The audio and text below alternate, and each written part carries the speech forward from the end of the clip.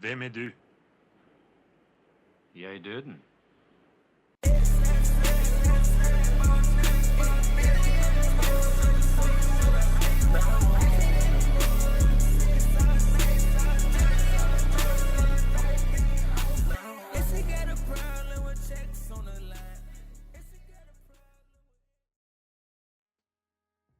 Alright, so let's talk about the movie The Seventh Seal.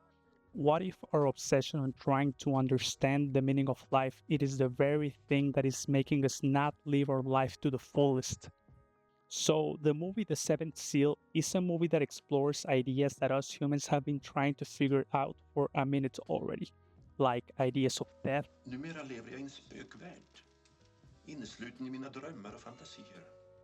Och trots det vill du inte dö. Jo, faith, Tron är ett svårt lidande, vet du det? Det är som att älska någon som finns där ute i mörkret, men som aldrig visar sig hur man än ropar. the afterlife, and meaning. Varför kan jag inte döda Gud inom mig? Varför lever han vidare inom mig på ett smärtsamt och förebyggande sätt? This movie conveys a message that we can all feel lost in the pursuit of a greater meaning for ourselves. Basically, we feel lost when we are not following our true selves. So, in the first part of the movie, we have our guy, the protagonist, which is Antonius Bloch.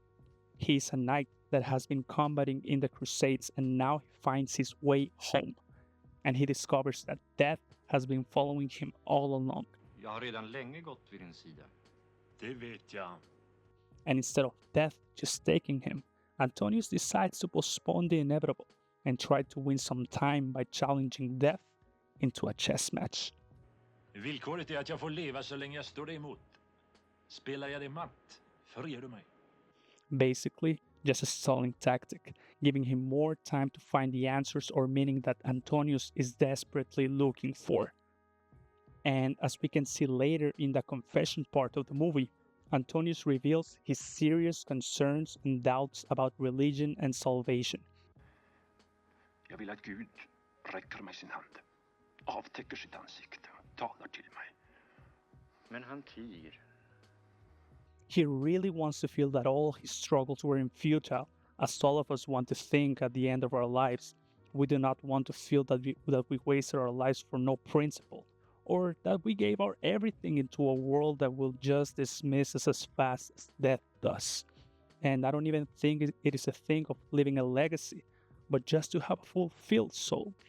And during the movie, we can see that Antonius tries to find life meaning, or let's say a divine calling from God, under different viewpoints. From the first viewpoint, Antonius is trying to confront the absurd, in this case, death. He knows that he will die, for a fact. If not in this game, sometime later in life. So he tries to help others and try to see if he can find something underlying in there. Och jag, Antonius Bloch, spelar schack med döden. For the second viewpoint, Antonius, he is in a constant wrestling with faith, sin, and salvation. It may be that his background as a combating knight has made him lose all that closeness to the divine as his squire Jones has done already. Jones is basically a cynic in all of these topics, as he does not face the same struggle as Antonius. John's mind is made up already. He sees the world as a brutal and corrupt place. Everything is just a matter of survival and pleasure. Kärleken är den svartaste av alla pester. Man dog och det var någon glädje med kärleken. Den går nästan alltid över. Which, to be honest, is 100% respectable for me. I can always respect someone that rolls through life in his own lane, and even though those may not be my personal beliefs, I still find virtue and courage in having a solid understanding of life.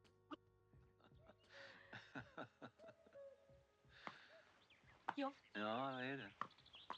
stå alldeles stilla. Säg ingenting. Jag är tyst som muren. Jag älskar dig.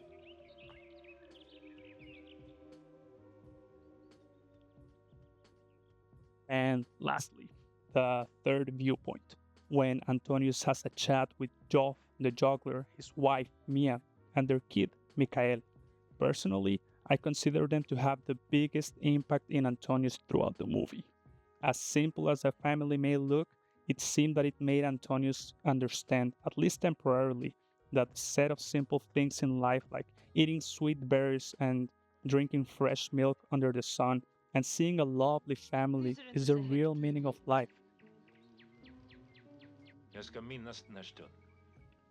Stillheten i skymningen. Skål med smultron. Skål med mjölk. Era ansikten i kvällsljuset. Mikael som ligger och sover. Joff med sitt strängaspel. Jag ska försöka komma ihåg vad vi talat om. Och jag ska bära det här minnet mellan mina händer. If I could put it in simple words, it would be a simple and modest life, wearing your heart in your sleeve, always defeats a world full of despair. Och detta ska vara mig ett tecken. Och en stor tillräcklighet.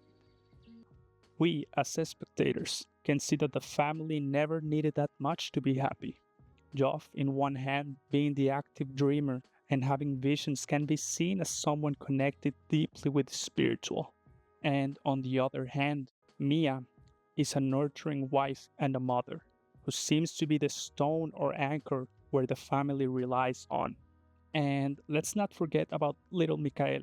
Mikael is an important character, even though he doesn't appear that much in the movie, because it's a representation of the uncorrupted and innocence, and all of them complement a family unit of love and joy through simplicity.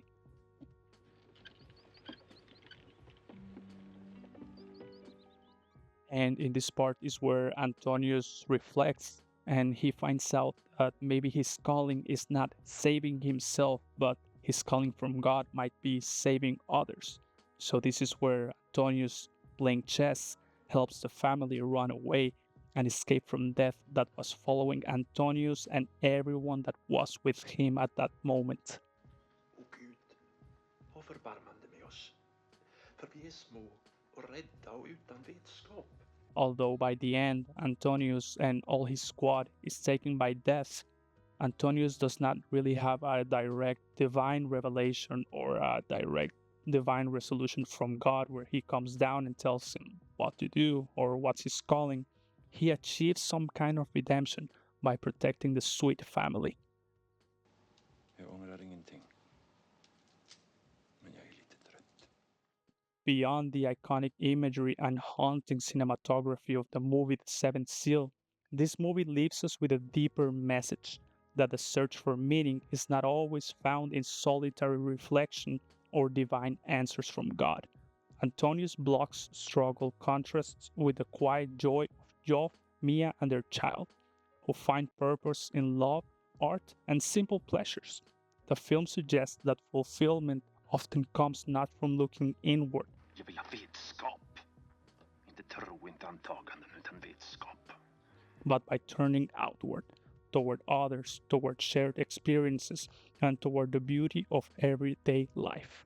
In the shadow of death, it reminds us that happiness and purpose are discovered in connection.